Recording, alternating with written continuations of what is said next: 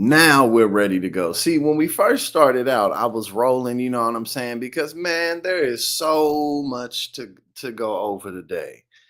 And when we first got going, I was rolling, and then I was like, normally I say what day it is, the date, what the weather's like, how I'm feeling, you feel me? And I was like, it's Wednesday. I was like, oh, on Wednesdays, I gotta send some stuff in to TYT, and I've forgotten to do it. So I went on ahead and I recorded that real quick, got that done.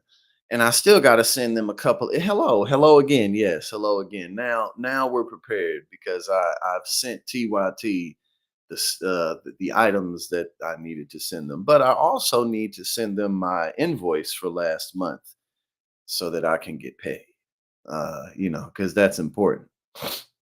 So I'm gonna do that, but I can do that later. But now we're here. But man, Joe Biden. God, I mean, I've never seen anything like this in my 32 years of life. And there's yes, hello again, Libby. What's going on? Stoned assassin, monk without a cause. Hello. Yes, thank y'all for rolling with me. Y'all know how it is. Sometimes you just forget to do some shit. But as you know, I'm getting ready to go back to St. Louis for a couple of months, and it's a good opportunity. It'll be nice to be with my family for a little bit, you know what I mean? Because I don't live in Missouri anymore. But also, I'm fully employed, so when I go down there, they're letting me stay there for a little bit. So when I move back out this way, I'll have enough money to not just live, but also to like network, go to events and things, travel, like hire an editor for this channel, which will just drastically improve everything. So stuff like that will be on the other side of me being back home for a little bit.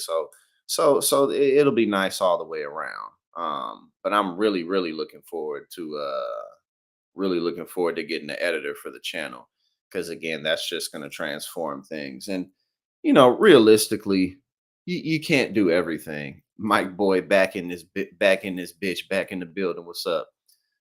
But yeah, realistically, you can't. Oh, we got Christina. What's going on? How you doing today? How you doing, Christina? But yeah, you can't do everything. Like there's only so good at editing that I can get. So I'm gonna hire an editor, and that's just gonna, you know, drastically transform things. But one step at a time. Also, when I go to St. Louis, I'm gonna make an effort to really get involved in the political scene. Um Hold on, Ghost Dog. Well, I won't hire an editor for another like probably 5 or 6 months, but um like whether it just be whether it's just like the streams that I do here or whatever the programming is. Basically, I'm just going to start with somebody who can chop stuff up, like make segments out of the hour or 2 hours that I stream or that I have on guests, like that can just chop stuff up nicely and then take it from there. Because from there, like we'll be able to do more sophisticated things. And like I said, like another thing I'll be doing while I'm in St. Louis is I'm going to be getting my feet wet in the political scene, meeting different people, like people on city council and in various townships and things like that. And starting to incorporate that into the channel, which really was the initial goal of everything. But ain't shit free. But we've made it, over the last year plus that we've been doing this consistently, we've gotten to a good place. And again, when I go back home for the rest of the year, I'm gonna be able to stack my money up, get and then really start to do more, just do more impactful work. So I'm looking forward to it. I'll be able to pop out to LA or wherever anytime. So now let's get to today because man, like I said, I just have never ever seen. We got X-Man in the building. What's going on? Oh, you was in Webster? Oh, Webster Groves. Yeah, I used to have friends in Webster Groves. Um, but like, bro, I mean, I don't. Joe Biden is like, he's so done. he's so done. Like I can't even keep up. Like I was gonna stream yesterday, but then I was like, I had some other stuff to do, and also I wanted to start scheduling streams out, and I did that today. But if you was here earlier, then I had to log off real quick and do some stuff at TYT. But man, let's just get into it because like I got so many tabs pulled up. It's amazing. I mean, God, I mean, what the hell, man? Okay, so hold on. Let me get. I only got one computer screen. It makes it a little slower. So let me get to some of these tabs. What we gonna go over first? Okay, this is from yesterday. So let me just pull. We just gonna go on a line. We just gonna go on a line, man. But I mean, I don't see how Biden can survive this. I don't really see what he has to gain from staying in the race at this point. All right, here we go. Hold up. Dismayed House Dem says party still divided on Biden after meeting. We're not even in the same book. This is from yesterday. You all on the same page? No. What do you mean you're not on the same page? They're not even in the same book. Was You there support a President confession? Biden? And yo, he said, are y'all on the same page? He said, no. What do you mean? He said, we're not even in the same book. Yeah, like I mean, while it is true the other day we saw we got Aaron. What's going on, Aaron? How you doing? Yesterday he came out and firmly was like, yesterday and Monday he came out and was like, nah, I'm not going anywhere. But I mean, if this doesn't stop, how can he hold to that? Yeah, that was yesterday, but we just gonna go on a line because, like I said, I got so many of these tabs pulled up. It's ridiculous, and it's not like you can't chuck this up to people just being like, oh, what were they saying? Bedwetters. Oh, you're just being bedwetters. Like, no, man. Like his donors are saying this, people in the party are saying it. I mean, his whole argument for why he has to be there in 2020 was competency, and that was supposed to be his argument now. But like, come on, man. So this is James Carville. This is also from yesterday. So let's see what's up. Uh yeah, my bad. It just take a little longer with this with this one screen. Yes, Vita man, what's going on? How you doing? Yeah, I mean, if the pressure continues to build, it's just like, how can he stay in? Like, is it even worth it? Like, bro, like, come on, man. But let's get to this video right here with James Carville. He says it's inevitable that he's gonna drop that out. Everybody knows what's going on here. Published a piece in the Times today called Biden Won't Win. Democrats Need a Plan. Here's one. James, thank you very much. First, do I remember correctly you saying like a month or so ago, hey, he's earned a second term. I'm okay with Biden. Have you had a change? And if so, why? Well, I said over 18 months ago, I didn't think he should run for re-election. But if he did run and he was against Trump, I would be for him. I think I've been staggeringly consistent in all of this. And if it were, and he's not, but if he were the nominee, of course against Trump, I would be for him. I mean, but it's not going to happen. It's not an insider game, Chris. 50 million people saw that so-called debate. I mean, it's everybody knows what's going on here. We've all been through it. We've seen our parents go through it, our grandparents, our aunts and uncles and neighbors and relatives. This is all a matter of time here. And the question is, how do we move forward in the short time frame that we have here? That's the only thing I'm interested in. But you know what people are saying to you. They're saying to you what I hear. No. James, anything is better than Trump. I'll take a Biden on life support. You can't mess with it now. There's not enough time, and we don't have anybody we know can beat Trump except Biden.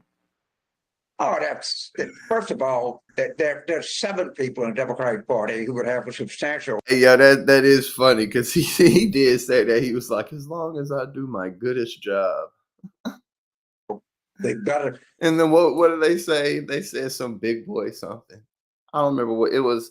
There, yes, Christina, I'm quite faded. I am indeed. I had to get faded for this one because again, I got so many tabs pulled up, and we gonna have fun. We having a good time. But I don't remember who it was, but they're like a big boy meeting, or it was something like that. Like, yo, this man is an adult. Chance to beat Trump than President Biden. That's just demonstratively, I'm sorry, it's just not true. And once we start fearing the future, then we're dead as a political party. You can't operate on fear. You know, Frank. It is funny. Like sometimes, like when I see like a James Carville in a video, you just know that, I mean, obviously these people's relevancy is pretty much after this election cycle is pretty much done. Franklin Roosevelt said the leader needs to be a dealer in hope. Bill Clinton said a man from hope. Obama had a poster, hope. Jesse Jackson, keep hope alive. Martin Luther King, I have a dream. When you stop hope and you stop dreaming, you stop in your tracks. And everybody. So how do you get him out? How do you get him out if he's saying I won't drop? He's going to come to the conclusion that this is just not a good idea. And he's going to resist it. And he's going to listen to his family. He's already it's all the same. We blame the staff, then we blame the media, then it's the elites in the Democratic Party. Do I look elite? What the hell's elite about growing up in rural South Louisiana and going to LSU? And this is all across the country. And I understand it's all predictable. And he's got to go through this, and he'll get there sooner as opposed to later. Sooner. Yeah, I mean, pretty much, again, pressure. The pressure continues to build up. It's like, how can you really sit here? How can you really stay in this? How can you really stay in this? Let's see. I'm sure that y'all saw the Jen Psaki, because that was from several days ago. I think that was from Monday or Sunday or something like that. Where she was saying she doesn't know the best path forward for Biden, because again, it's like you can't, like, too many people are saying something. It's like, is everybody tripping? Everybody can't be tripping, because this isn't an instance where it's like, oh, well, everyone's saying that the earth is flat. Like, no, that's not what everyone's saying. Like, people are just like, hey, Biden seems like he may not be able to really handle this job for another 4 months, let alone another 4 years. You know what I'm saying? So you can't, as Mika Brzezinski said the other day, but she tried to, she's on different changing paths now, where she was like, well, we don't have to spin this. They trying to spin it, but like, nah, man, come on. It is what it is. But okay, let's see what's up with this. This is some montage from Jake Tapper. Because I think Biden said something about, like, I'm the first black woman something. Like, Mr. President, we need a decision stat. Like, oh, I'm a black woman. Like, what? Sir, what the hell? Like, all right, let's see what's up. Let's check out this montage. Today, President Biden called into one of his favorite TV shows, Morning Joe on MSNBC, and he railed against what he called the elites. I'm getting so frustrated by the elites. Now, I'm not talking about you guys, but about the elites in the party, who they know so much more. President Biden seems to be trying to frame what's going on right now as the average voters who want him versus the elites of the Democratic Party, donors and lawmakers and opinion makers, many of whom have serious concerns about Biden's ability to be the candidate and have called for him to step down after that debate performance that let's call baffling. In reality, 72% of voters say that they believe President Biden is too old. That's according to CNN's most recent polling. Voters have been saying this for quite a long time. The reality is that the Democratic elites are mostly late to acknowledge these age and ability issues compared to the rest of the public. The elites have been forced to reckon with it after the debate just 11 days ago. Look at my career. I've not had many of those nights. It was a terrible night, and I really regret it happened. But the fact of the matter is, how can you assure you're going to be on faith that can intervene on your way to go to, work tomorrow? Age wasn't, the idea. And again, it's like because you can't spin this in a typical fashion to where Democrats could say stuff like, "Oh well, just shut up and deal with it." Like if it's, I mean, even if this is Biden in 2020, if this is Biden in 2016, if it's Hillary Clinton in 2016, it's just not the same set of issues. It's just not. You can't say, well, Donald Trump is a threat to democracy, but Hillary Clinton, like she's competent, she can hold stuff together. But like or Barack Obama, like, well, he's a brilliant man. You may not like all of his policy stances, but at least he's going to keep the ship afloat. But Biden it's a totally different issue. It's like, and we're gonna go over it. I already know you already saw it, but he missed a meeting with some German official because he had to go to bed. Like, and now he's to a point now where everything that could be looked at as not that big of a deal or not that big of an issue now is gonna be a major issue. Because if, let's say, he was a 50-something-year-old, I mean, presidents are normally older than 50. Well, in modern times, they're usually a bit older than that, like 50, 60 something maybe. But like, let's say you in your 50s or 60s, it's a taxing job. Like, if it wouldn't really be a story if it was like, man, let's postpone the meeting. I'm so tired. I just can't do it right now. It wouldn't be a big deal if Biden was younger, because it's like, oh well, I mean, hey, he's a person. But now that everyone saw him in that debate the other night, it's like, oh, he can't operate past 8 p.m. What the hell? Like, the office of presidency is so much more taxing than anything that I've ever done in my life. And 8 p.m. I can't go to bed at 8 o'clock if I tried, no matter how tired I am. Right, exactly. He's a ball hog. That's perfect. Too old. The fact of the matter is, how can you assure you're going to be out on your way to go, work tomorrow? Age wasn't, the idea that I'm too old. Keep in mind, that soundbite is supposed to be reassuring to those Democratic supporters who have gone wobbly. Many Democratic officials with whom I've spoken are worried that President Biden and his family and his inner circle appear to be in complete denial, not just about whatever might be wrong with him, but the state of his candidacy right now.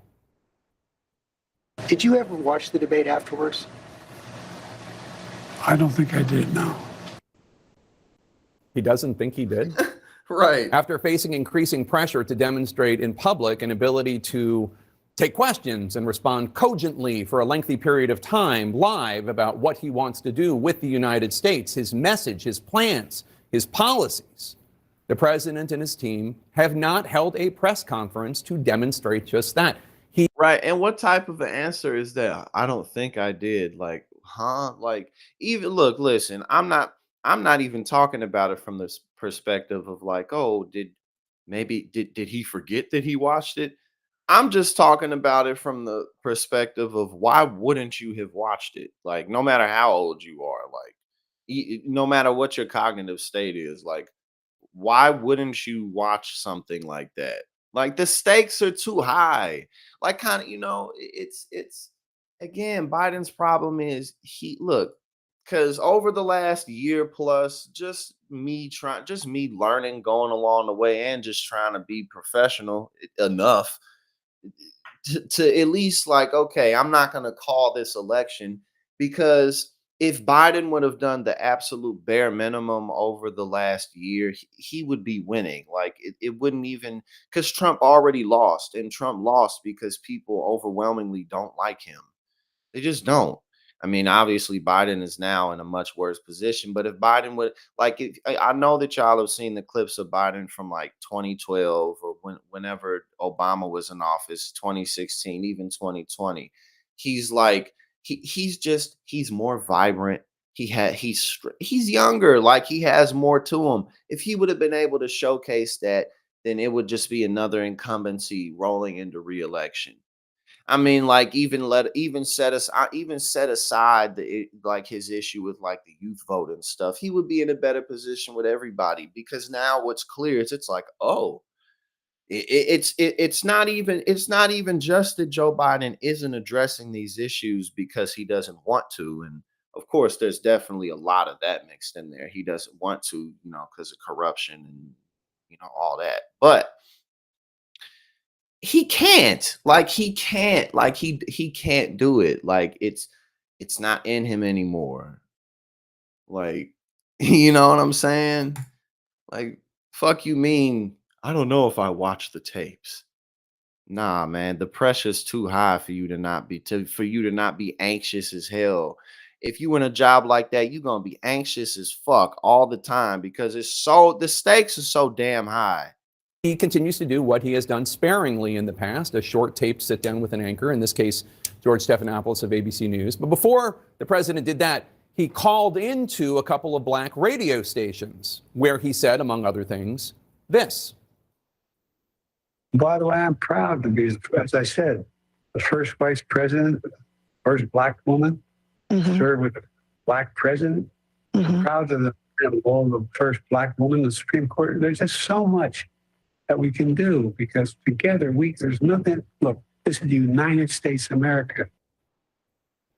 He's proud to be the first black woman?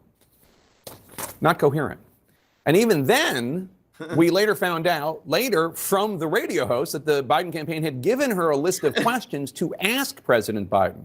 That is a huge no-no in journalism, and the host was fired for it, but it remains quite telling that in the Biden campaign's efforts to show that the president has not missed a step, his campaign felt the need to feed questions to the hosts for a call-in radio interview. And the president still, even then, failed to deliver in many of his answers. Now, many elected Democrats are expressing concern about this answer, too, although it was quite... Right, exactly. He's the first black woman to exist. So that's what they say, right? God is a woman. That's what he was saying. That's exactly what he was getting at. Coherent. George Stephanopoulos asking him how he would feel if he ultimately loses to Donald Trump, which polls have suggested he will. I feel as long as I gave it my all and I did the goodest job as I know I can do, that's what this is about. As long as he gave it his all and did the goodest job he could do. That's what it's all about. Is it?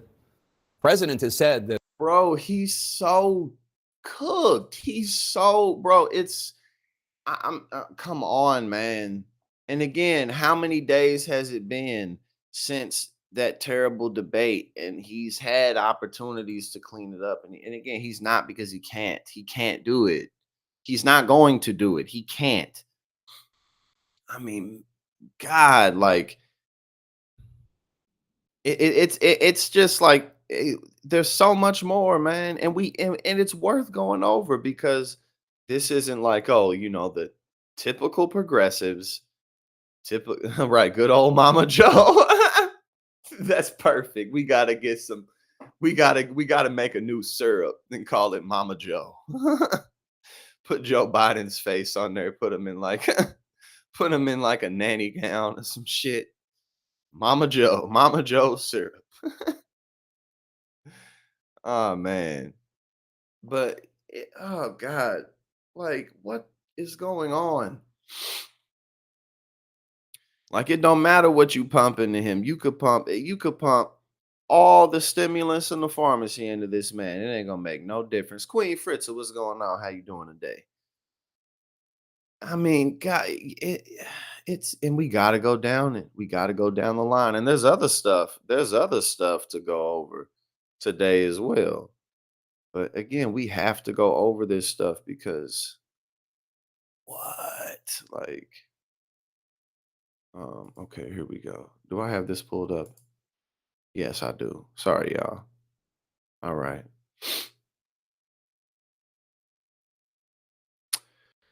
Blindness is not bliss. Second Congressional Black Caucus member warns Biden could cost Democrats the House. Representative Richie Torres of New York raised the alarm on Wednesday over President Joe Biden's impact on down ballot races if he were to stay in the presidential race, as he has promised to do. And again, like, of course he's gonna say that he refuses to drop out. You know, like even if they're and like the Democrats seem to really actually be fighting him on this. Hold on, I'm making sure that I have something else pulled up because I want to make sure that we don't miss it because sometimes. Okay, good, we got it. All right, so let's see what he says. In determining how to proceed as a party, there must be serious reckoning with the down ballot effect of whomever we nominate, Torres wrote in a statement, adding, quote, what matters is not how we feel, but what matters is not how we feel, but what the numbers tell us. An unsentimental analysis of the cold hard numbers, which have no personal feelings or political loyalties, should inform what we decide and whom we nominate. If we're going to choose a particular path, we should be clear-eyed about its consequences. Blindness is not bliss amid the terrifying threat of a Trump presidency. While Torres stopped short of calling for Biden to drop out, his message aligned more closely with that of Senator Michael Bennet of Colorado, who warned on CNN Tuesday night that Biden on a ticket could cost the Democrats the whole thing. Meanwhile, and we're going to look at that too, because I'm pretty sure I got that pulled up. Meanwhile, the White House, Senate, and the House. Ooh, my allergies they're tickling. They tickling a little bit. You know what I'm saying? They tickling me like, hee.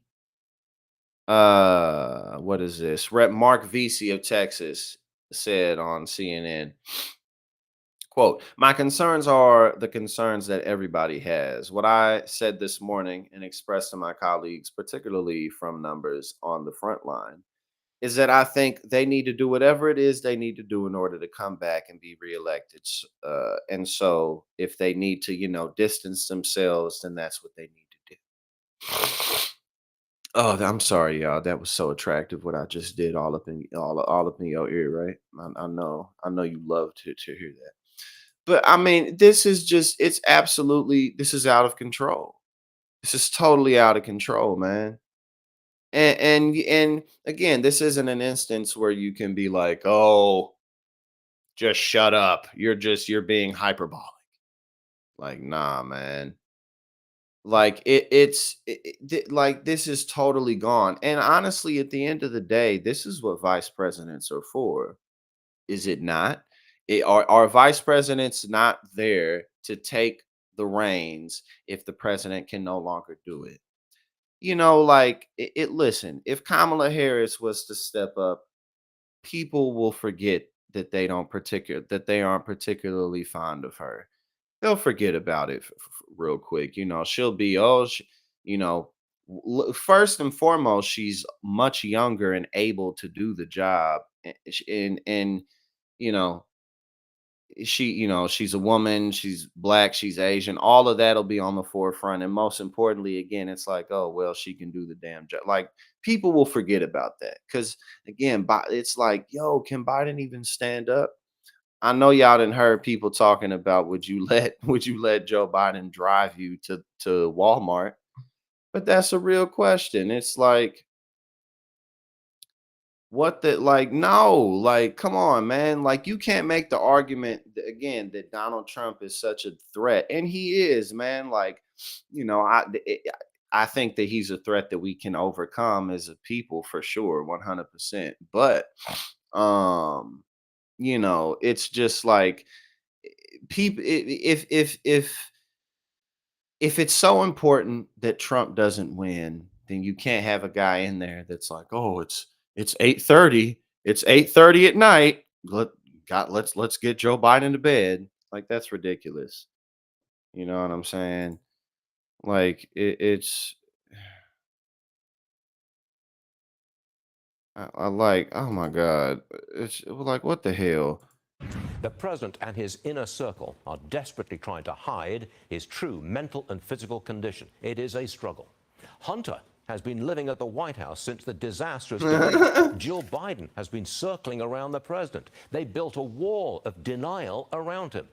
Trouble is, it's just not holding up. The bottom line is this.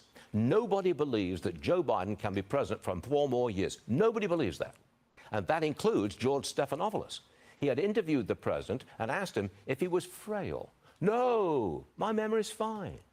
Could you serve 4 more years? I wouldn't be running if I didn't think I could. That's a non-answer. Well, Stephanopoulos was just caught on camera saying, no, he didn't think Biden could last. That was an honest answer. The walls are crumbling. Colorado's Michael Bennet became the first Democrat senator to break ranks. He's come right out with it. Biden can't win. In fact, he says Trump may win in a landslide. Obama's former staffer, David Axelrod, he says Biden can't win. Bill Clinton's guy, James Carville, says, move over, Joe, you can't win. The immediate... Bro, we still have so many bro. It's done. Like, it's done. This, like, we're not doing too much. This is what the whole country's saying. This is what the insiders, the elites, the elected, the appointed officials, this is what it is. The issue is Parkinson's disease. That's a progressive disorder that affects the nervous system. Does the president have it? No, says his inner circle. Yes, say some doctors who've never examined him, but who have observed his increasing difficulties. The president himself can clear this up by making his doctor available for questions. Not going to happen. That's a privacy issue.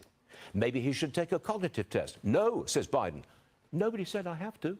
And besides, I take a test every day. Kind of lame, you think? Here's another problem for the president. The polls, they're moving against him. The latest is the influential Cook Political Report. He says 3 swing states, Arizona, Nevada, and Georgia, have moved from toss-up to leaning Republican. Politico says deep blue New York has become a battleground state. That is incredible. Right. And again, I got tabs pulled up about this. Like this isn't fake. Like this is not, like, people are so like, oh, fuck it. Like what this is people all over the United States just saying, well, just it's fuck it. It's a big collective fuck it. The Democrats are stuck with their own problem. They don't think Biden can win, but they can't get him out. No.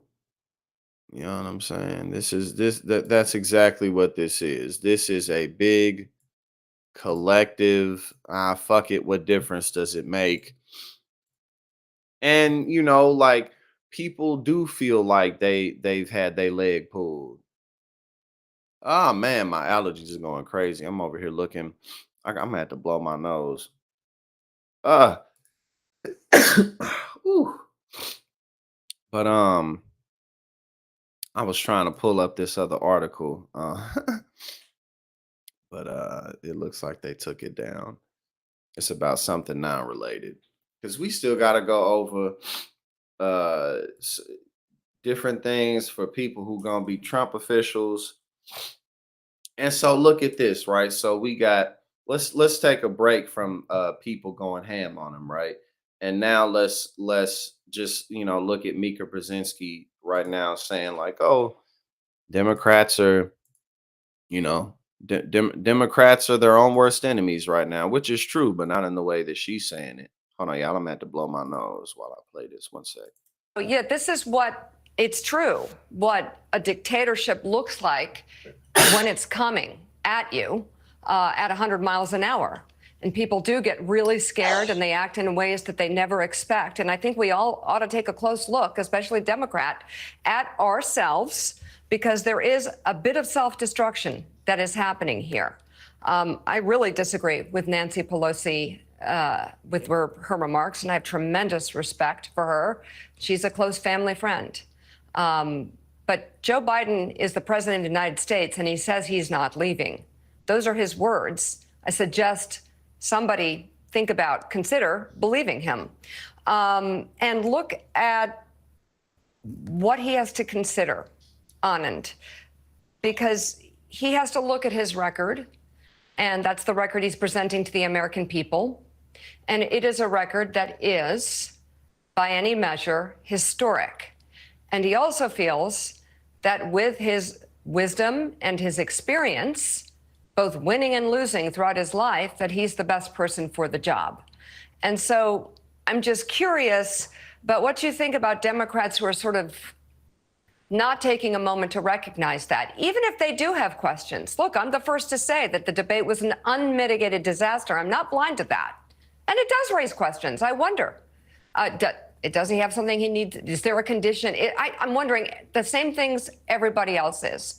At the same time, I'm not wondering whether or not he can do the job. That's just not a question I have. Others do. That's fair. But I wonder why he can't answer the question for himself. I think he deserves that right. We got Donald James. Donald, thank you so much for 9 months of membership. Thank you, everybody, for everything that you do. Thank you for rocking with me today. Thank you for rocking with me every day. And again, as y'all have seen, we are growing.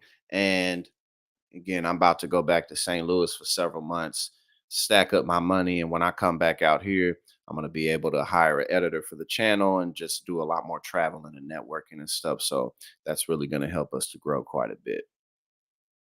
But yeah, no, man, I mean, this is unbelievable. This is unbelievable. It's like, again, the other day or over the last few days, Biden has been saying, I'm not going to step down. And again, of course, he's going to say that. But like, if this doesn't stop, if this tidal wave, this tsunami of pressure doesn't continue to build, I mean, come on, man.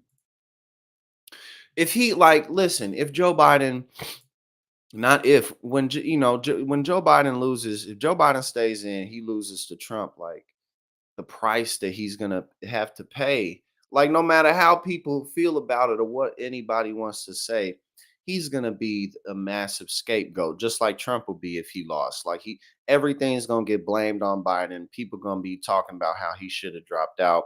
If the down ballot races are impacted, it's going to be thrown on him. And the uglier parts of his legacy are going to be more on the forefront. If he were to, but again, then if he were to actually step down, then there's the question of the legality of it. Like, how exactly would that process go? Like, it's just a big mess. Like, it's such a mess. And I feel like nobody has any true, pure insight into it. Because we're only a few months out. All right, here we go again. Another from Mr. Carville. Yeah, this is a different one. Well, I mean, Cook moved 6 states away from Democrats. I watch some of these press conferences, and it reminds me of a book they made me read in college called Ship of Fools. A bunch of desperate people sailing into disaster. And, I just think that cowards have never beat criminals in a war yet. And the way that you beat criminals is not to be cowards, is to take it directly home. There's nothing that I see that remotely changes my mind or changes what I think about where we are.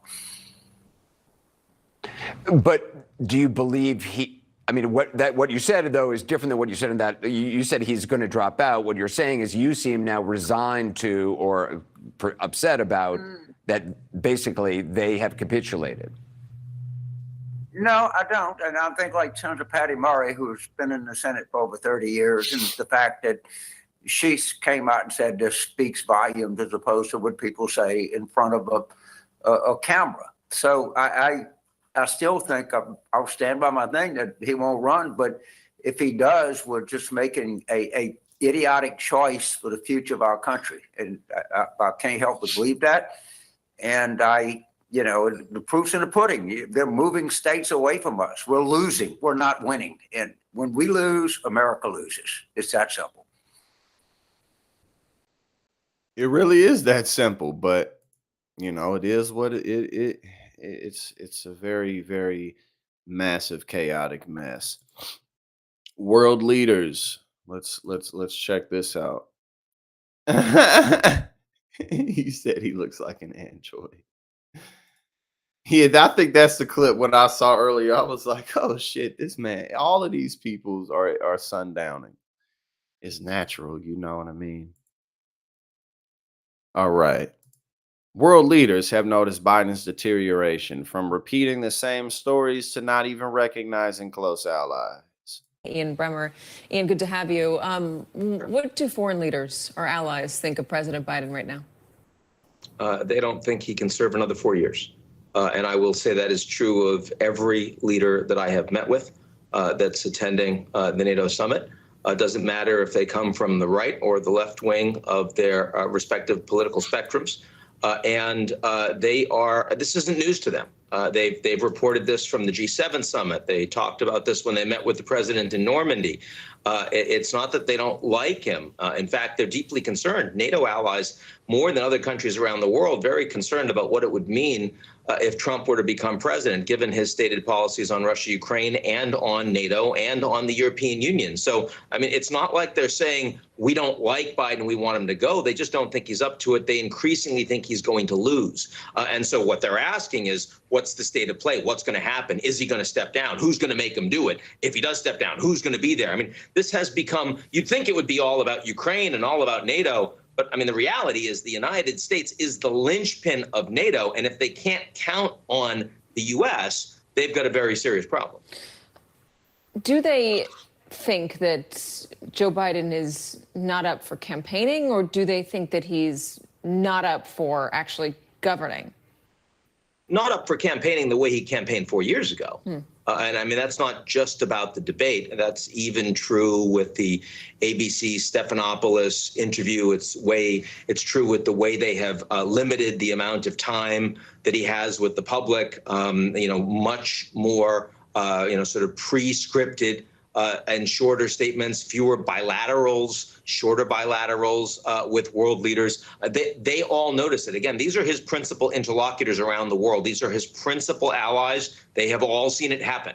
And it's not that they're worried that Biden is not capable of being president right now, they're not saying he needs to resign. I didn't hear that from anyone, but I did hear there's no way that he's going to be able to capably continue to campaign effectively for another 4 months, never mind carry out 4 years after that. And again, they will not say that publicly.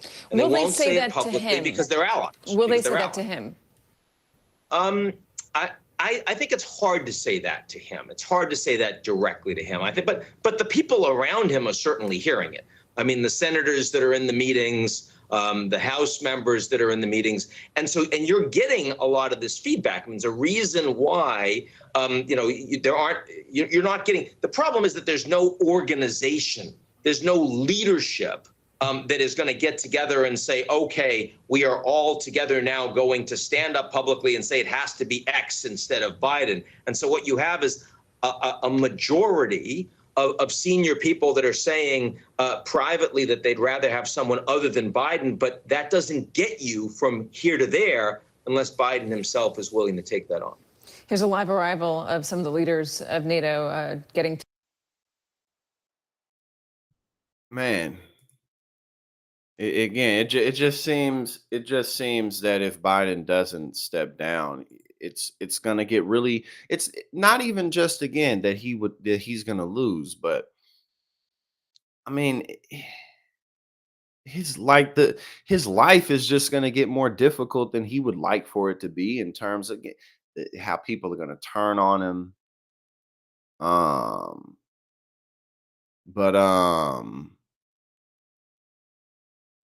It's just such a messy situation. This shit is crazy. Because on the other side, you got Donald Trump, and he's a fucking maniac.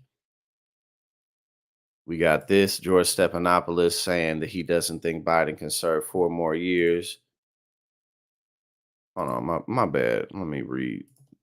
I skipped over the story. I tried to put the volume on. Stephanopoulos put out, but here's what George Stephanopoulos put out later, after that embarrassment, said, earlier today, I responded to a question from a passerby. I shouldn't. Now, here's what ABC told Fox Digital. They said George expressed his own point of view and not the position of ABC News. And you know what? They got that exactly right. That was George Stephanopoulos' own point of view. He feels that the current president, and he saw him up close, should not be president of the United States for 4 more years. He can't make it. That's something else on some plane. I don't know. I think was there a recording or something? But yeah, I think they heard him like say it on the low. We just gonna keep going because again, I got a lot of tabs pulled up. You know, you see stuff like this. Let's see.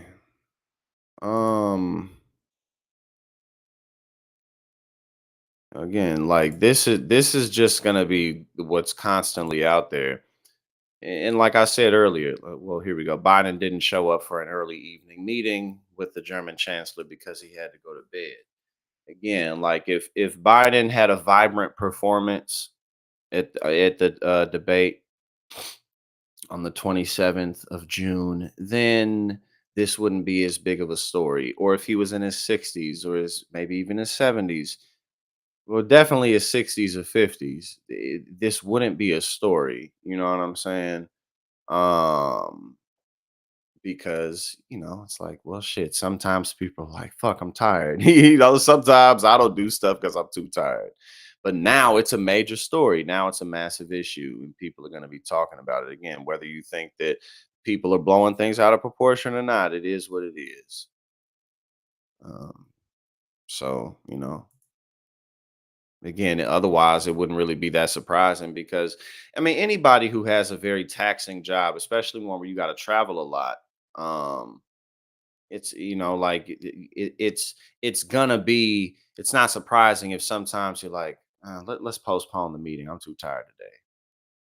But it is what it is now. Okay, hold on. Let's see what's up. Again, we gonna keep on going. We're going to keep going down the line. We got a few other things to talk about today, but this is important. It's important to not pretend like this isn't happening because this is what we're here for. Rob Reiner urges Biden to step down amid mounting Democratic concern. He says it's time to stop. Rob Reiner, the director of classics like Stand By Me and When Harry Met Sally. I don't think I've seen either of those. Urge President, I know I've seen him before for sure. Urge President Biden to wrap up his 2024 reelection bid. He was like, it's time to stop fucking around. If the convicted felon wins, we lose our democracy. Joe Biden has effectively served the U.S. with honor, decency, and dignity. It's time for Joe Biden to step down. Stephen King, Joe Biden has been a fine president, but it's time for him, in the interest of the America he so clearly loves, to announce he will not run for re-election. We got George Clooney. Hold on, I got him pulled up somewhere. Somewhere around here, we got George Clooney. Man, like it's crazy. The list of people. Hold on, I'm trying to even see where this is. Oh man, my allergies. We got the youngest mayor ever elected in Georgia. We gonna pull that up in a sec. Hold on, where we at?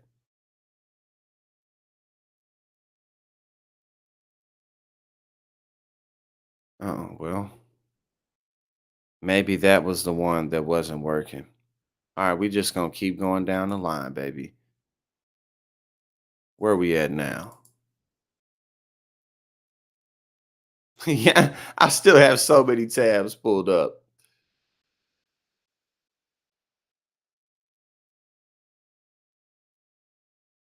Vietnam. I'm at Vietnam. I haven't seen that movie, Stand By Me. I haven't seen that.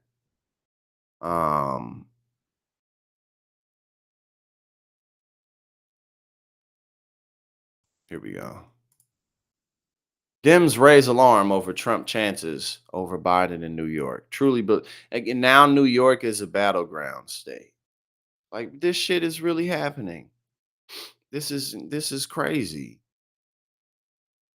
Some Democrats are raising alarms over New York, a state that has for years voted reliably blue, with one calling it a battleground state despite President Joe Biden easily beating Donald Trump in the state in 2020. Quote, we're still acting like this is a one-party state, which for pretty much 20 to 25 years it has been. Democratic Manhattan Borough President Mark Levine told uh, Politico as part of a report on the state. I believe truly we're a battleground state now. The concern among Levin and others is primarily a political shift in certain districts affecting down ballot races. The implications for control of Congress are real enough that I think this needs more national attention. In the 2020 presidential election, Biden won the state with approximately 60% of the vote compared to Trump getting less than 40%.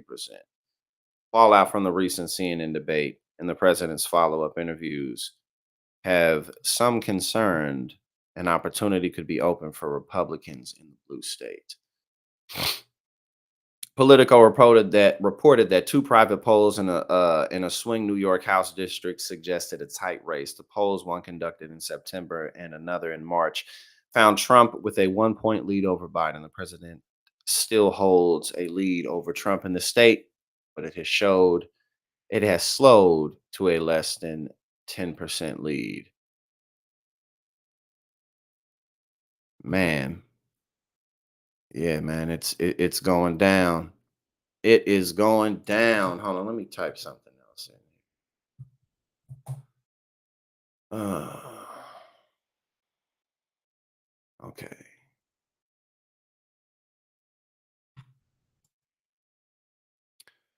All right.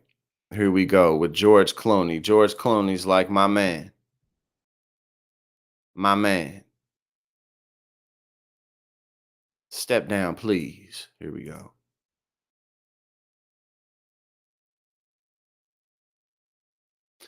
George Clooney calls on Biden to end campaign. This is about age. Longtime Democrat and Oscar-winning actor George Clooney called on President Joe Biden to end his reelection bid and allow the Democratic Party to begin the process of selecting a new nominee for November's ticket. In an op-ed penned for the New York Times, Clooney wrote that while he loves President Biden as a person and politician, the one battle he cannot win is the fight against time. Quote, we are not going to win in November with this president, he wrote. On top of that, we won't win the House and we're going to lose the Senate. This isn't only my opinion. This is the opinion of every senator and Congress member and governor that I've spoken with in private. Every single one, irrespective of what he or she is saying publicly. The actor added that while the process of selecting a new nominee might be messy, it would enliven our party and wake up voters who, long before the June debate, had already checked out. I agree with that. Clooney added that through his personal interactions with the president, it's become clear to him that Joe Biden, the Joe Biden I was with 3 weeks ago, was not the big fucking deal Biden of 2010. He wasn't even the Joe Biden of 2020. He was the same man we all witnessed at the debate. This is about age, nothing more. 3 weeks ago, Clooney hosted a large fundraiser in Los Angeles on Biden's behalf. While the event raised $30 million for the Biden-Harris campaign, many attendees left with the impression that Biden was in decline, a reality that only became more stark on debate night. Earlier this week, John Favreau, a former speechwriter in the Obama-Biden administration and the host of Pod Save America, noted that the host of the podcast had raised concerns. And we just looked over that. Stephen King, Rob Reiner. I mean, it is just relentless, absolutely relentless. Then we saw, like the doctors and people coming in saying, you said only LeBron beats Father Time. That's a scientific fact right there, actually. That is absolutely a scientific fact. So, we got this. We got, again, this is gonna stay in the media and in people's minds and around the dinner tables from now until the election. doctor? Oh, yeah, I see him 20 times a day in clinic. I mean, it's ironic because he has just this classic features of neurodegeneration. I mean, word finding difficulties, and that's not, oh, I couldn't find the word. That's from degeneration of the word retrieval area. He's also overcome stuttering, though. Could that be part of that, too? No, this is not a palatal issue or a speech discrepancy, which is very different from a lemma dysfunction, actual word retrieval, where you pick a similar question or talk around the issue, plus the rigidity, monotone voice. Wait, go back to that, the rigidity. What do you mean? Rigidity, loss of arm swing, standing up lordotically. You notice when he turns, it's kind of end block turning. It's not a quick turn. That's one of the hallmarks of Parkinsonism is rigidity and bradykinesia, slow movement. And he has that hallmark, especially with the low voice that said was a cold, hypophonia. A small monotone voice like this over time is a hallmark of Parkinsonism. I could have diagnosed him from across the mall. Here are some of the symptoms from Parkinson's. We just had him up there on the screen, if we can put him back.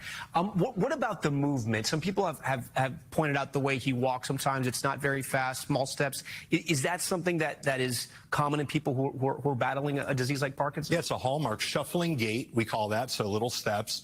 Loss of arm swing from the rigidity. When we walk, we have a nice cadence. You notice he doesn't really swing his arms. And end block turning, meaning he kind of pivots around his foot. If you said, hey, President Biden, he wouldn't go. This is completely out of control. Completely out of control. And again, I got other stuff pulled up, but you know, it's important that we go over this because I mean, like, what the heck? What? Y'all probably have seen some of this from CNN yesterday. One of the poll guys raising the alarm. Fact of the matter is, you look at the national polling, the generic congressional ballot choice for U.S. House. Look at this. CNN poll, +2 Republican. Wall Street Journal poll, +3 Republican. Monmouth University poll, +3 Republican. Yeah, Joe Biden may be in slightly worse shape in these particular polls, but the fact is when Biden's down 4, 5, 6 points in these polls, you can only run so far ahead of Joe Biden. At this particular point, at least in the race for the House, it does seem like Republicans are ahead because Donald Trump is so far ahead. What's the Senate landscape? Yeah, what's the Senate landscape? I mean, take a look here. GOP needs just a gain of 1 for control if Trump wins. And their path is extremely clear because their best chance for a pickup opportunity is in West Virginia. That's a very likely GOP win with Joe Manchin retiring. And the best Dem pickup chance, perhaps to reverse that so the GOP doesn't gain a net gain of at least 1, is Texas. But that's still a likely GOP win. So the fact is, if Donald Trump wins this election, the race for the Senate, for all intents and purposes in my mind, is over. One of the things I have heard from Democrats running for Congress is, okay, if President Biden's not doing well, what we'll say is it makes it all that much more important to elect a Democratic House and a Democratic Senate. Maybe they can gain support that way. But does it work like that, split tickets anymore? It really doesn't. Let's go back since 2000. Same party won presidency and Congress. Yes, 5 times. No was just 1 time in 2012, the House that year. But the House popular vote that year actually went Democratic, even though Republicans maintained control of the House. So the fact is, 5 out of 6 times, that's not good math. Bro, this is so, again, what the hell, what are they going to do with this? What are they going to do with this? Because like I said, over the last year or so, I've been like, let's, before I start trumpeting that it's over for him, let's see what he does. And it turns out, oh, well, he hasn't been doing much of anything because he can't. Like, he can't. Obviously there's the elements of he doesn't want to do X, Y, and Z, but he can't. Because when you look at clips of him, from any time before this, any round of Congress before this, it's like, oh, if this was here, he wouldn't be in this position. It just wouldn't be the case. All right, hold on. Let's see what's up, because we do have all right. Let keep it going. Like this massive tsunami crazy cycle.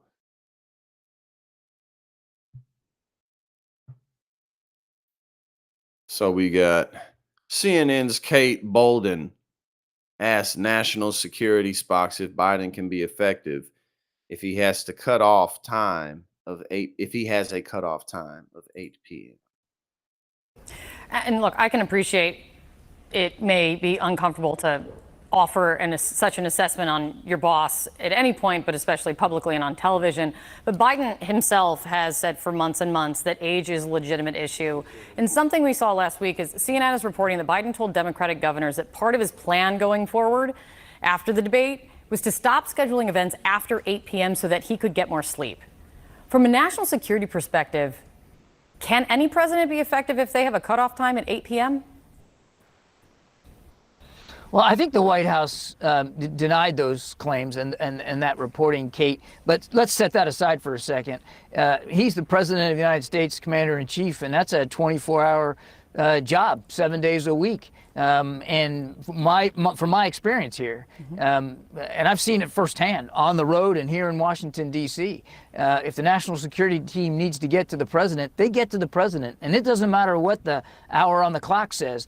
He's always there. He's always available. And they have ready access to him. And he also knows that the world doesn't take a breather after a certain time of day, that things to keep going on, just like we saw this weekend in Ukraine. And he's constantly peppering the team with questions, again, around the clock. That's the commander-in-chief that I've seen.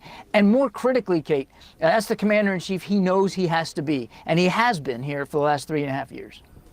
John, it's always great to have you on. Thank you so much. A huge week ahead. Thank you. Bow, bow, bow. And then we saw, well, you already saw the Whoopi Goldberg was saying, I don't care if he shits himself. And again, there's definitely gonna, the Democratic voters are gonna vote for him or whoever else it's gonna be. But I mean, this is absolutely out of control, and he doesn't have it in him, to like convince people that, oh, it was just a bad night. Like if he did, then he would have already done it. So this is, let's see, Democratic senator tells CNN he's worried Biden will drag Dems down with him. We could lose the whole thing. And we read some of the article about this, but this is the video. From Senator Schumer there was this long, lengthy lunch that Senate Democrats had today. And after my colleague Dana Bash reported that you, Senator John Tester, and Senator Sherrod Brown all said during that lunch that you don't think President Biden can win in 2024. Is that true? Well, it's true that I said that. And I did say that behind closed doors. And you guys and others asked whether I'd said it. And that is what I said. So I figured I should come here and say it publicly. Why do you think he can't win in November? I just think this race is on a trajectory that is very worrisome if you care about the future of this country. Joe Biden was 9 points up at this time. The last time he was running, Hillary Clinton was 5 points up. This is the first time in more than 20 years that a Republican president has been up in this part of the campaign.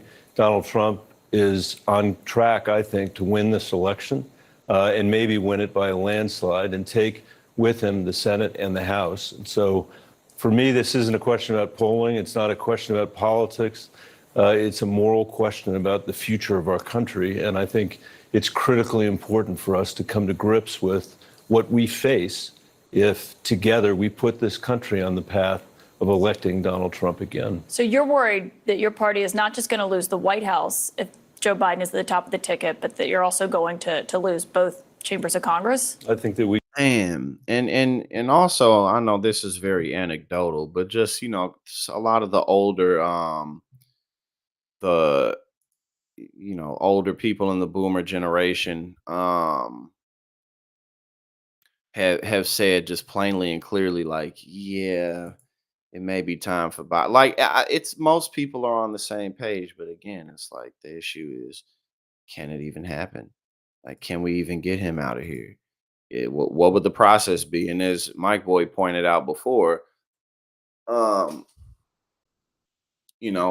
we went over it earlier, at least not from the Heritage Foundation, that they're ready to sue and make that process really messy and difficult. And there would be other groups that sued as well. It wouldn't just be the Heritage Foundation. We're going to get into some other stuff, but I wanted to cover all of that pretty much in a row, because it's really pretty staggering to see how many people are all saying the same stuff. You know, Democratic insiders, voters. It's not just progressives. You know, because then you can when it's just progressives, you can wave it off in a sense of like, oh well, it's just the progressives. But no, now you got everybody saying this, and that's why they can't wave it off because you know, they're in a very bad position. Now we got one more here, and then we're going to move on to other things. Pelosi sends brutal signal to Biden on dropping out. Time is running short. Hold on, what is this? Yeah, here we go. The headlines, the polling, it all feels very dark. How do you think the president is doing in light of his poor debate performance? Can he do more? And what do you say to Democrats in Congress and even members of the Senate who are beginning to waver in their support? Good morning, Mika. That's one version of the story.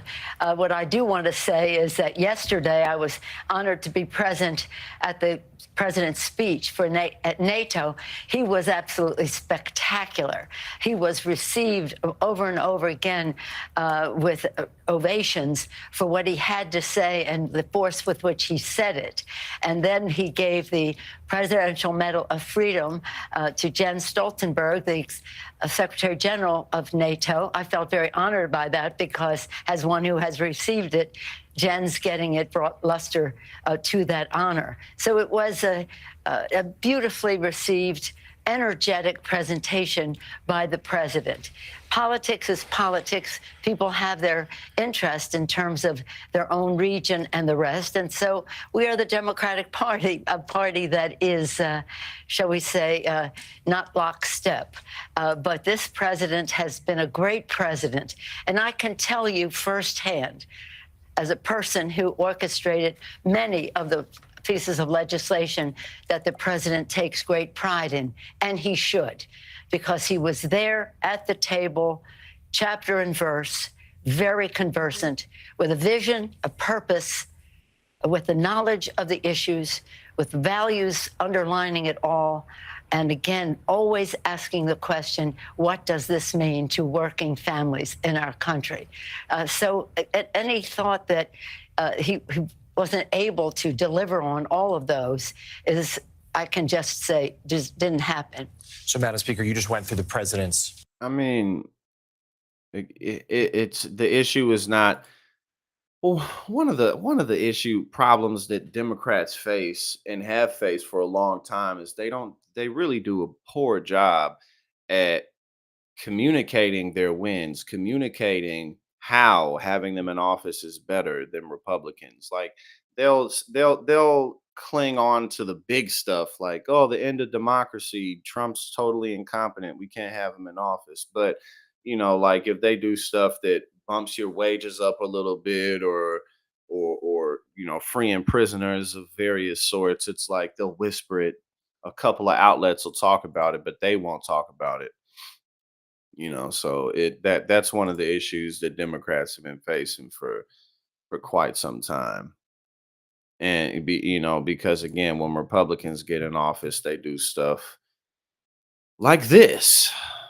You know, this is what they get to doing. GOP-led congressional committee passes bill to block cannabis rescheduling, deny state protections. The GOP-led House Appropriations Committee passed a controversial spending bill on Tuesday with provisions aimed at obstructing the rescheduling of marijuana under federal law. The bill specifically prevents the Department of Justice from reallocating funds to either reschedule or deschedule marijuana, a significant move amid ongoing discussions to reclassify cannabis from Schedule 1 to Schedule 3 under the Controlled Substances Act, noted Marijuana Moment, which first reported the news. The legislative action coincides with the DEA's proposal earlier this year to reconsider cannabis's scheduling, potentially easing restrictions on medical marijuana and scientific research. The bill also amends existing regulations to impose stricter penalties for cannabis sales within proximity to schools and public parks, etc., emphasizing a tough stance on drug distribution near sensitive areas. The amendment was added to an existing rider that has historically protected state medical marijuana programs from federal interference. No, we, the party of freedom, no, we don't want people to have access to this. We don't want people to research this. We don't want women to have control or, over their lives. We just want them to be knocked up and pregnant all the time. That's what we want because we're the party of freedom. And I saw this and I thought, Mr. Snowball has passed. This is the guy. You remember him? He was on the floor of Congress. He was like, look, it's cold outside and I have this here snowball. Therefore, climate change is not impacted by human activity whatsoever because I have this here snowball.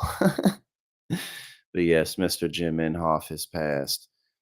His time has 89. Look, that's a long life. If you can make it, if you can make it that long and be relatively healthy, that's a long life. So, there's that. Now we got Mike Lindell. He's not yet finished. He is not done. What we got him with? Mike Lindell pleads with Trump to put him in charge of elections. Because that would just the perfect man for the job. I can't think of anybody better and anybody other than Mike Lindell. All right, now, Mike, I got to ask, because you're going to be speaking at the rally. We all know that President Trump is announcing his vice president very soon here. He says he might do it this week. Mike Lindell, can you confirm, have you been asked by President Trump to be his running mate on the ticket for 2024? No, I haven't. I have not been asked, you guys. And I will tell you this. If he asks me to do anything, I'm hoping it's when we get this, when he gets in, that he puts me in charge of the elections and where we can get our election platforms completely fixed. Ooh, I like that. I think the election bureau should be, which I have already set up, should be part of Homeland Security, Jack, so that because remember, our government deemed our elections critical infrastructure. And so that's what I hope that he would do, would have a place for me there, because in the last 3 years, I've lived and breathed it. I know what we need to. In the last 3 years, I've been drowning in conspiracy theories.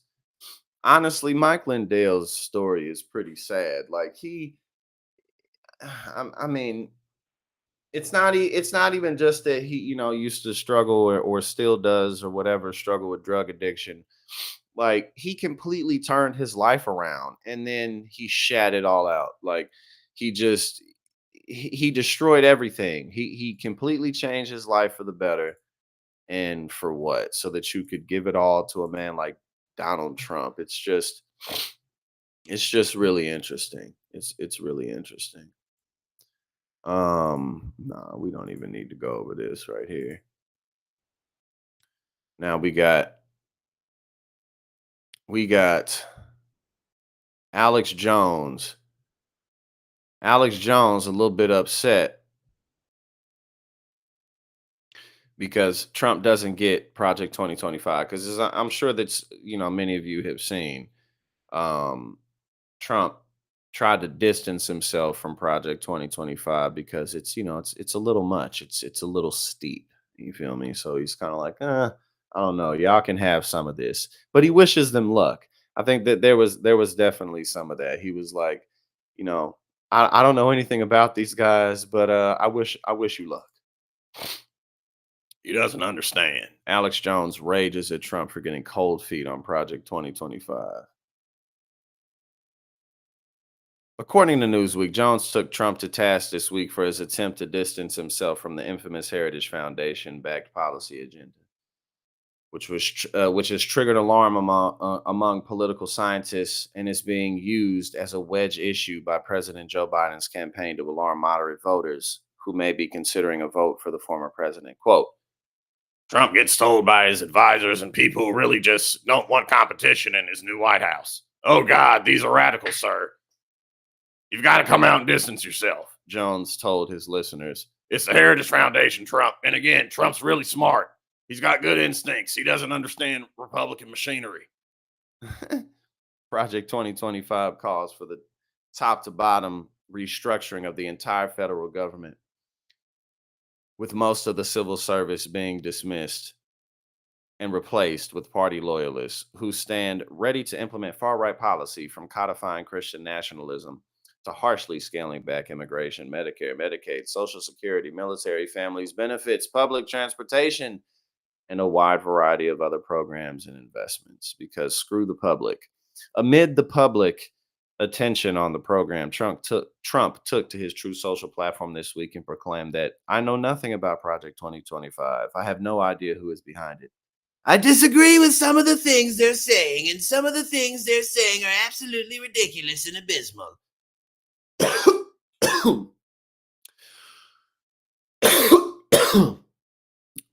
Anything they do, I wish them luck, but I have nothing to do with them. Some of the things that they want to do are ridiculous and abysmal, but good luck with all that shit, though. You know, it did some, you know, it's terrible. It's absolutely horrible. We don't want it, but good luck. All right, where we at? Despite these disavows, many of the people who have helped to craft Project 2025, like John McKenty, previously served in the Trump administration, and Trump tried to implement at least some of the policies outlined in the project on his way out of office, like reclassifying federal employees to strip them of labor protections. He's like, nah, man, slow down. You don't get it. You don't get it. We got to have this Project 2025. Boom, boom. Okay, let's see. Where are we now? Oh, we got Trump vows to send election fraudsters to prison for long periods of time. Zuckerbucks, be careful. Okay, what does this mean? What's he getting at right now? Let's check this out. Zuckerbucks. Former President Donald Trump posted a wild screed to his Truth Social platform on Tuesday, in which he appeared to threaten to jail Facebook founder and billionaire Mark Zuckerberg and anyone else he believes committed election fraud. Republicans must pass the SAVE Act or go home and cry yourself to sleep. Trump began his post. Go home and cry yourself to sleep. He said, non-citizen illegal migrants are getting the right to vote, being pushed by crooked Democrat politicians who are not being stopped by an equally dishonest Justice Department. Our whole voting system is under siege. Harmeet and David, go to court and get this stopped now. The Democrats can't win on their policies. The only way they can win is to cheat. They do it at every level of government, and they do it well. That's how they get an incapacitated moron like Joe Biden elected. Get tough, RNC, Michael W., Speaker Johnson, and all state and local Republican politicians. The Justice Department is corrupt and won't do anything to help. They have no shame. All I can say is if I'm elected president, we will pursue election fraudsters at levels never before seen. Everything is like never before, the biggest and the best, like never before seen. Like you've never seen. It'll make your head spin. And speaking of Christian nationalism, we got Josh Hawley saying, you betcha I'm a Christian nationalist. You bet your bottom dollar. That's what I'm all about. Josh Hawley makes it clear, I'm advocating for Christian nationalism. U.S. Senator Josh Hawley declared Monday he is advocating for Christian nationalism, a far-right ideology that claims there is no separation of church and state in the Constitution and promotes as a national religion Christian fundamentalism, a hardline extremist brand of Christianity at odds with the religious beliefs of many Christians across the country. It opposes the gays. It opposes the browns and the blacks and the women's and you know, pretty much everybody. It often has links to okay, we know this. So is there a video? Oh, it looks like maybe there was, but they're not gonna let us see it. They're not gonna let us see the video. But this is what he said. He said, some will say I'm calling America a Christian nation. And so I am. Some will say I'm advocating Christian nationalism. And so I do. My question is there any other kind worth having? Senator Holly said at NatCon 4, the National Conservatism Conference being held in Washington, D.C. this week. Looks like, again, there was a video on here, but they're not going to let us see it. They want the religion of the pride flag. Oh, hold on. I think I missed some stuff. He said, Christian nationalism founded American democracy. The Christian political tradition is our political tradition. And then he goes on to say, they want the religion of the pride flag, the religion of the gays. Everything's gay. They're trying to sissify the country. And then he says, we want the religion of the Bible. I have a suggestion. Why don't we take down the trans flag from all the federal buildings from which it's flying and instead inscribe on every federal building our national motto, in God we trust? I mean, it's obviously we know all the issues that are wrong with this, but it's like, if you were to do this, all the, the prejudice and all of that aside, what would this accomplish? Like, what would this really do for anybody or society? Because, like when they fly pride flags or trans flags or whatever that may be, it's an acknowledgement to a community of people who have struggled to be themselves. I mean, that's pretty much it. It's just like, hey, we acknowledge you. We're doing our best. Maybe we fall short. We do fall. That's all it is.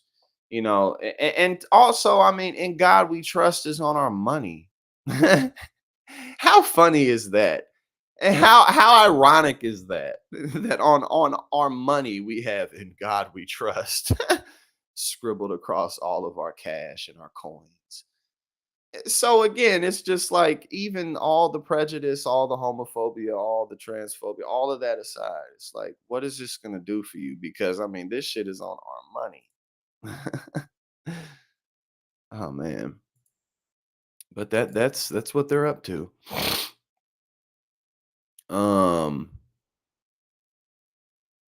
Is this him? Yeah, hold on. I'm trying to see if this is him talking. No, that's not him talking anymore.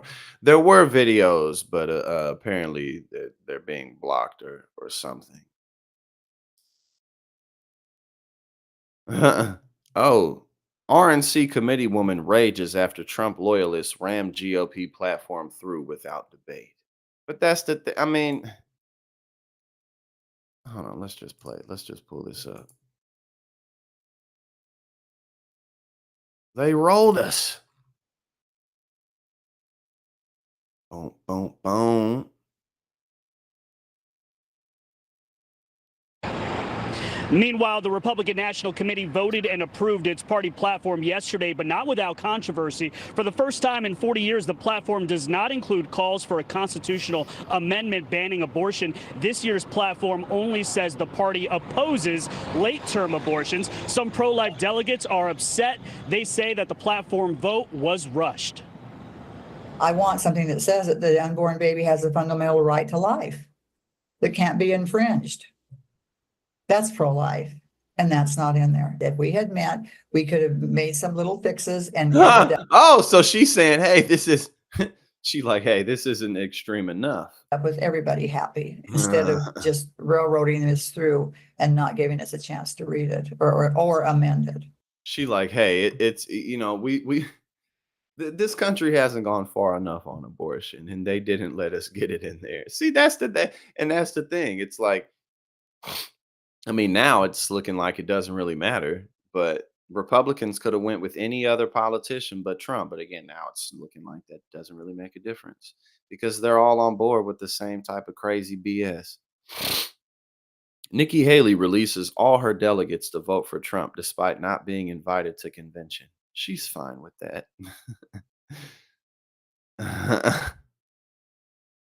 We don't really need to go over that. It just was funny to mention the headline. Oh, yeah, and I'm sure that y'all heard Trump saying we're going to have a whole new kind of crime We gonna have crime ain't nobody ever heard of before. Ain't nobody ever heard of it, ever seen it in the thousands of years of civilization.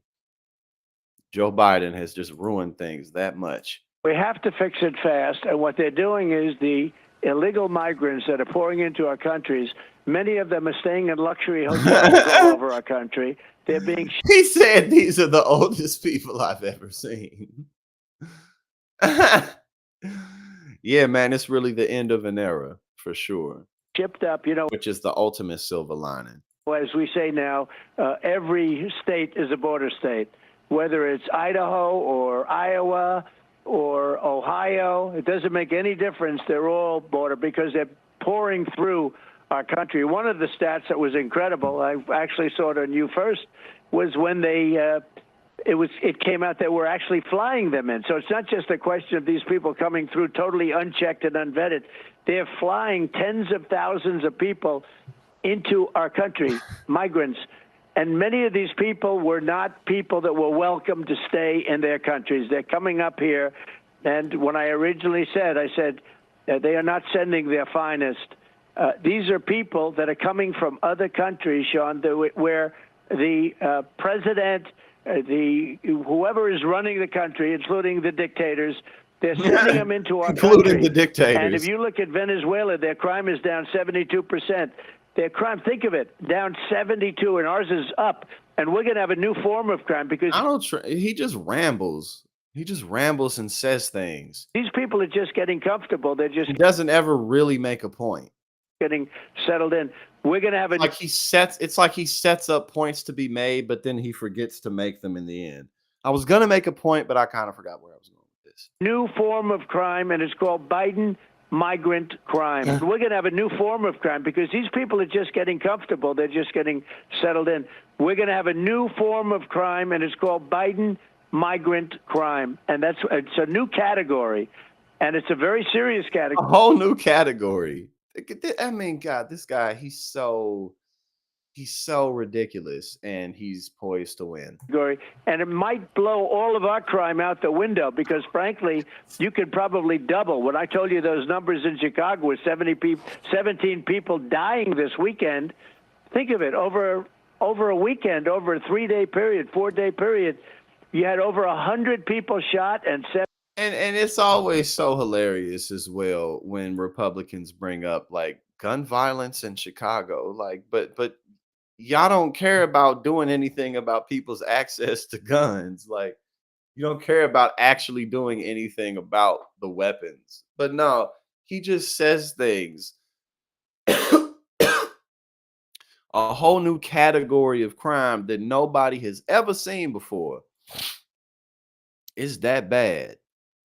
All right, what we got now, man? Okay, let's see. We got some studies for a 4-day work week. 4-day work week. Who wants it? Let me pull this up. A new 4-day work week trial that lasted over a year significantly reduced turnover and improved workers' mental and physical health. I guess they're not going to let us see the video. A 15-month trial of the 4-day work week in the UK has given proponents of the alternative schedule a big boost as researchers running the study said it significantly reduced turnover and improved both the physical and mental health of workers. The experiment was introduced by South Cambridgeshire District Council in Southeast England, who worked with the researchers at Cambridge and Salford universities. All totaled, 697 workers were involved in the trial. Researchers assessed 24 different categories in determining the success or failure of the project. And in virtually every one, the shorter work week resulted in a significant boost. So here's some of the numbers now. Staff turnover fell 39% during the period extended from January 2023 through March of 2024. In addition, there was a 53% increase in the number of applications for open roles. Employee commitment to the job, motivation, mental and physical health all showed significant improvements. The trial saved the council more than $475,000 over the course of the program, and workers were more engaged. Okay, so not only does it increase overall productivity, loyalty to the job. You feel like these people are taking care of you. You feel like you can have some security. There's less stress. And you saving money because they not, not necessarily working as many days or whatever it may be. Quote, some managers have found that the process of designing and delivering a 4-day week trial has acted as a catalyst for further creativity, transformation, and innovation. Colleagues have improved the efficiency of working practices within teams, used communication tools differently, and all colleagues have ownership of the trial. They have reported feeling valued and finding increased confidence. While England is bullish on the 4-day work week, things are much different in Greece. Okay, well, that's blah, blah, blah now. But not surprising at all. Because again, it's not like people are like, I only want to work 2 days out of the week. Like, I mean, sure, that seems nice, but like most people, especially if you care about what you do, if you enjoy what you do at all, you want to do it. Like work is part of what we're built to do. Working is part of what we're made to do. Like human beings are made to think and ask why and toil the soil and invent things and work together. That's a lot of what we're here to do. So, it's not surprise, but also we're not robots, and we're here to do a lot of other things. We're here to have community. We're here to have friends. We're here to do a lot. Experience what the world has to offer.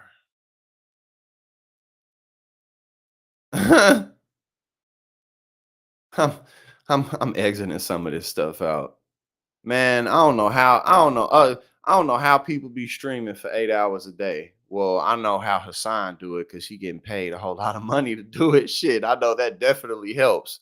That absolutely helps. And maybe he's more extroverted than I am. But man, that once you get to that hour and a half mark, it starts to be like, oh. But yeah, nah, that's why I'm saying I'm happy that I'm going back home for several months, because it's really gonna help the channel become much better. I'll be able to stack up, and then I'll be able to hire before the end of the year. I'll be able to hire an editor, and that's gonna make such a huge difference. And again, it'll allow us not only to make better content that people can not just enjoy, but utilize and learn from, but also it'll help us do more shit in the real world, So I'm looking forward to it. Now, what we got? Because I was gonna bring this up, but it's like, look, we are definitely at the end of an era right here for real. It's like, man, these people like, nah. Oldest federal judge who refused to take mental exam loses lawsuit over suspension, but she's still not admitting defeat. Ah, shit, this is funny as hell, man. This is hilarious. But again, my tank's starting to run low, so we gonna skip through some of this stuff. All right. Now, what's up with this? We got Donald Trump Jr. making some type of an argument. I didn't listen to it yet. Strawberry Socialist, thank you. Yes, I do not yet have one in mind in particular. I'm anticipating to actually hire them, Thanksgiving, Christmas time, probably around there. So if you could shoot me an email, I'll definitely check that out. And again, like it's just, man, I'm really looking forward to just getting this done. I need it, not just for my ventures and what I'm working on, but I need it for myself. It's going to be good for me. All right, now, Donald Trump Jr. drops wild warning about why his father must not choose Marco Rubio for vice president. Let's see what he has to say. Rubio guarantees another impeachment. It has to be Vance or Vivek. I mean, listen, there is, and again, I have a good relationship with Marco, but there is some truth about having someone that's a little bit more establishment in there. It's like, wouldn't the Senate rhinos, wouldn't they love that? I joked, I said that about Nikki Haley. It was like, if it gets her a By the time my father's hand moves off the Bible in the swearing in process on what's the date? Is it January 20th? 12 p.m., January 20th. The second it goes off, it would be like impeachment and Strawberry Socialist, thank you. I really, really, truly, genuinely appreciate it. And I appreciate all of y'all. gone. Like, that's how fast it would be. And so there is something about having someone from outside of the establishment. Okay, so basically he said if he chooses Marco Rubio, then there's gonna be an inside hit job type of deal. Type of a thing going on. Okay, what we got? Trump's former ICE chief makes chilling promise at far right conference. All right, let's see what he's talking about. Hold on, pull this up. Yeah. He has a massive coke problem, like major coke problem. Because as y'all know, I don't hide it. I used to do a lot of cocaine as well, but I stopped. I don't know. I mean, but at the same time, if you were to put yourself in his shoes, like he can boast and brag and say whatever he wants, but his legacy, his world is collapsing around him. So it's no surprise that he's hooked on drugs. It's really no surprise. But yeah, no, that cocaine be kicking his ass. Wait until 2025. Trump's former ICE chief makes chilling promise.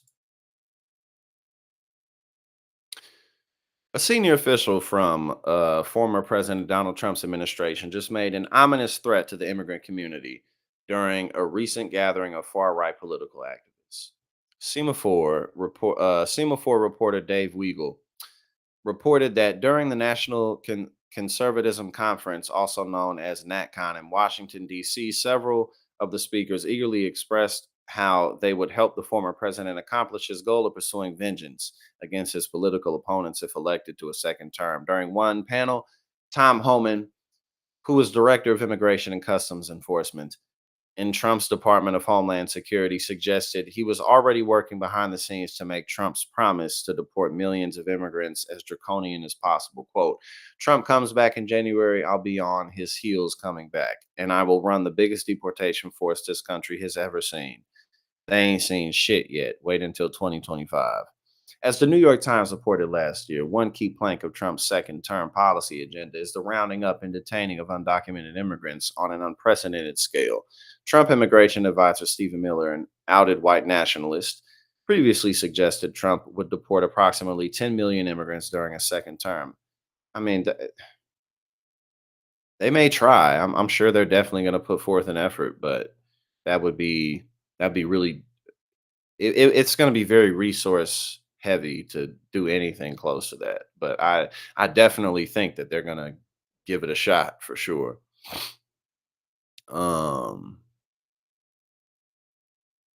He said that he would create standing facilities to detain immigrants by the thousands where planes are moving off the runway constantly.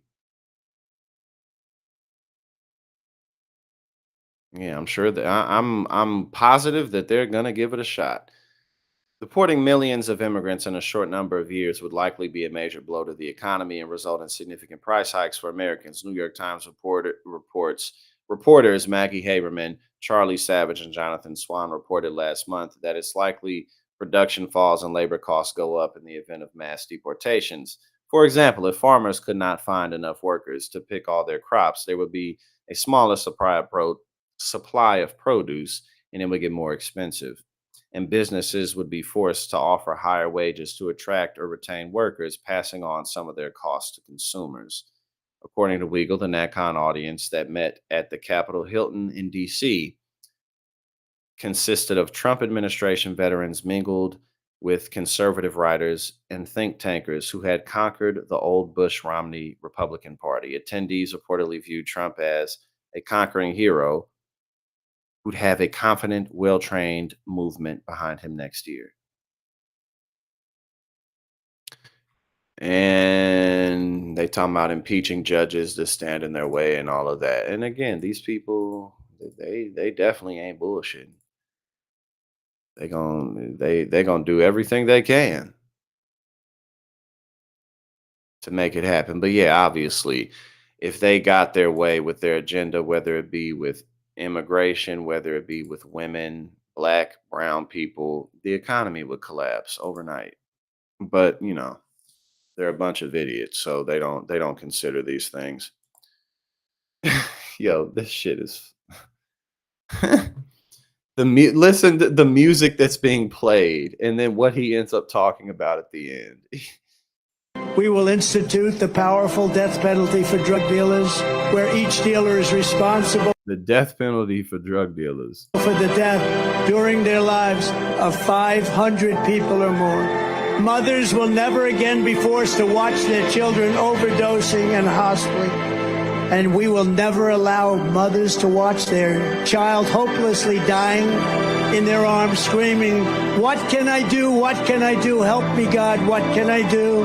We are a nation whose once revered airports are a dirty, crowded mess. You sit and wait for hours and then are notified that the plane won't leave, that they have no idea when they will, where ticket prices have tripled. They don't have the pilots to fly the planes. They don't see qualified air traffic controllers, and they just don't know what the hell they're doing. Okay, one, the music. What's up with this dramatic ass music in the background? Two, Trump just rambles. He goes from talking about the death penalty for drug dealers to mothers will never ever have to cry again, calling out to God, to talking about how our airports just suck and there's not enough there's not enough people. There's not enough people in the control bay. Oh, we gotta watch that again. And these We will institute the powerful death penalty for drug dealers, where each dealer is responsible for the death during their lives of 500 people or more. Mothers will never again be forced to watch their children overdosing and hospitaling. And we will never allow mothers to watch their child hopelessly dying in their arms, screaming, "What can I do? What can I do? Help me, God. What can I do?" We are a nation whose once revered airports are a dirty, crowded mess. You sit and wait for hours and then are notified that the plane won't leave, that they have no idea when they will, where ticket prices have tripled. They don't have the pilots to fly the planes. They don't see qualified air traffic controllers, and they just don't know what the hell they're doing. Oh my God. This guy's about to be president again. More likely than not, he's about to be president again. And it's all of a sudden, my man's is talking about our airports suck. Kill the drug dealers and fuck our airports. I hate the wait times. You never know how long it's gonna be.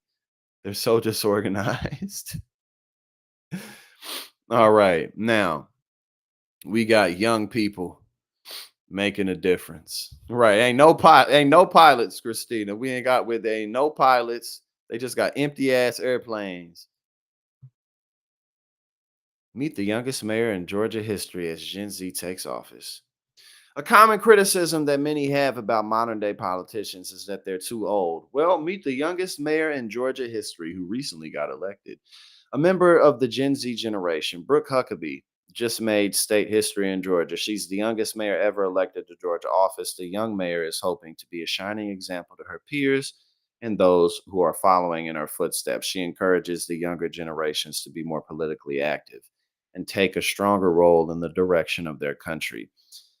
It's just really concerning to me how people my age aren't involved in our economy, our politics, or any real thing going on in the world. And I just wanted to be the one to be able to make that change and take that step forward where other people aren't. She told guest host Lisa Booth during Sunday's Fox and Friends weekend broadcast. Huckabee is only 21 years old, but she's now the mayor of a small town of Arabi, Georgia. It's located about 150 miles south of Atlanta. Believe it or not, she's actually following in her father's footsteps. He was previously the mayor of the town. As such, she decided to run for office. It's something that scared her at first because she didn't know how her dad would react. Okay, she said on a Tuesday, I think she signed up. Hold on, I'm trying to see if there's anything else that says anything about it. I'm just kind of skimming through it. Well, they don't say much else of anything about the town. or what she plans to do. But she said she wants to help the community to invest in themselves. But either way, you know, it's always a good silver lining to keep in mind that the vanguard is on its way out. We have a very good opportunity to get better politicians in office at every level of government, and not even just politicians in office, but we all have an opportunity to step up and be more impactful leaders in our communities. We all have, the opportunity to improve. I'm always thinking about ways, you know, realizing that just as a person, just as personal growth, like as I continue to build a platform and as I continue to have more influence in the world, what do I really want to do with it? And I think we all need to keep that in mind because we all make more of a difference than we think we do, for the good or for the bad. So thank y'all for joining me today. This was a very good stream, a long stream today. We got an hour and 45 minutes or so. It is now time for me to take a couple of puffs and relax. I'm gonna chill for a little bit. But thank y'all for everything that you do. I truly appreciate you. Thank y'all for rocking with me. We about to continue this growth. We're gonna finish the year strong, and let's continue to do our best. Y'all have a good one.